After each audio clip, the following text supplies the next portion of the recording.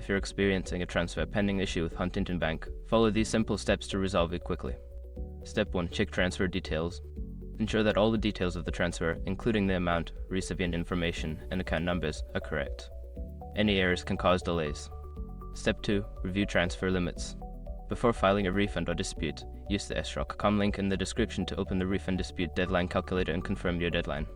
Step 3. Verify account status. Make sure that both your account and the recipient's account are in good standing. If there are any holes or issues with either account, it could affect the transfer. Step 4. Contact customer support. If the transfer remains pending after checking the details, limits, and account status, reach out to Huntington Bank's customer support.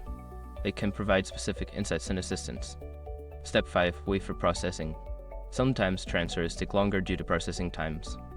If everything appears correct and customer support has confirmed there are no issues, wait a little longer for the transaction to complete.